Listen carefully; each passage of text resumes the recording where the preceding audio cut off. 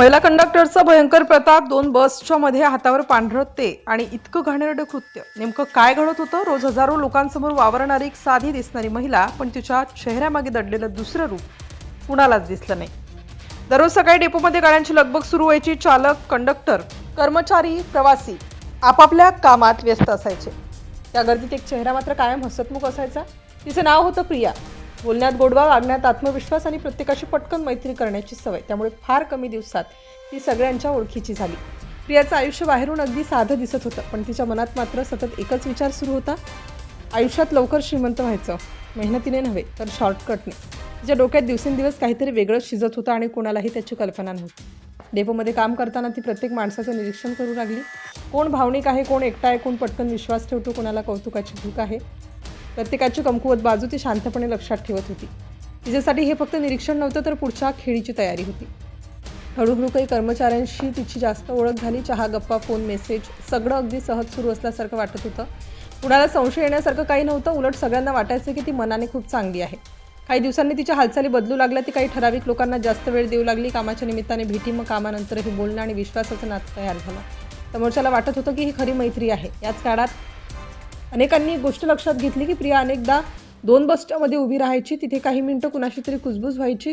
कधी हातावर काहीतरी लिहिल्यासारखं दिसायचं, मग कधी एखादी छोटीशी चिठ्ठी, तर कधी मोबाईल पटकन लपवला जायचा. पण याकडे कोणी फारसं लक्ष दिलं नाही. दिवस पुढे सरकत गेले. प्रियाचा आत्मविश्वास वाढत गेला, कारण तिच्या प्रत्येक हालचालींवर कुणाचंही लक्ष नव्हतं. तिने ज्या लोकांवर विश्वास बसवला होता तेच आता तिच्या जाड्यात खोलवर अडकत चालले होते.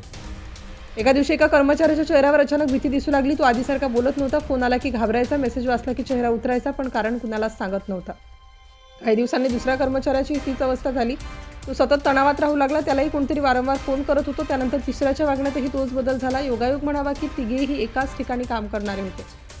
डेपोमध्ये कुजबूज सुरू झाली, पण नेमकं काय घडतं याचा धागा कुणालाच सापडत नव्हता. तिघे एकमेकांपासून काहीतरी लपवत होते. प्रत्येकाला वाटत होतं की संकट फक्त त्याच्यावरच आलंय. एक दिवस मात्र अनपेक्षित घडलं. तिघांपैकी दोघांची भेट झाली. बोलता बोलता त्यांनी काही गोष्टी एकमेकांना सांगितल्या आणि दोघेही हादरले, कारण दोघांच्याही गोष्टींमध्ये एकच नाव पुन्हा पुन्हा समोर येत होतं. त्यानंतर त्यांनी तिसऱ्या व्यक्तीशी संपर्क साधला. त्याने जे सांगितलं ते ऐकून तिघांच्याही पायाखालची जमीन सरकली. तिघेही वेगवेगळ्या पद्धतीने एकाच जाळ्यात अडकले होते. आता त्यांनी मागचे सर्व प्रसंग आठवायला सुरुवात केली. 2 बसच्या मध्ये झालेल्या त्या भेटी, हातावर लिहिलेली ती चिन्ह, अचानक आलेले फोन आणि विश्वासाच्या नावाखाली घडलेले प्रसंग सगळं एकमेकांशी जोडायला सुरुवात केली. तिघांनी एकत्र बसून ठरवलं की आता गप्प बसायचं नाही, कारण जितका उशीर होईल तितका धोका वाढणार. पण त्यांच्याकडे पुरावा होता का? आणि समोरची व्यक्ती इतकी आत्मविश्वासाने वागत होती म्हणजे तिने आधीच सगळा विचार केला असणार, अशीही भीती त्यांना वाटत होती. अखेर त्यांनी धाडस करून संबंधित यंत्रणेकडे तक्रार केली. सुरुवातीला अनेकांनी ही गोष्ट अविश्वसनीय त्यांना वाटली, कारण बाहेरून सगळं अगदी सामान्य दिसत होतं. पण तपास सुरू झाल्यावर एकामागोमाग एक धागे समोर येऊ लागले. तपास जसा पुढे गेला तसतसं अनेक डिजिटल पुरावे समोर आले. काही संवाद, काही नोंदी आणि काही रेकॉर्ड्समुळे संपूर्ण चित्र स्पष्ट होऊ लागलं. जे आतापर्यंत फक्त संशय वाटत होता ते आता वेगळ्याच दिशेने जात असल्याचं दिसत होतं.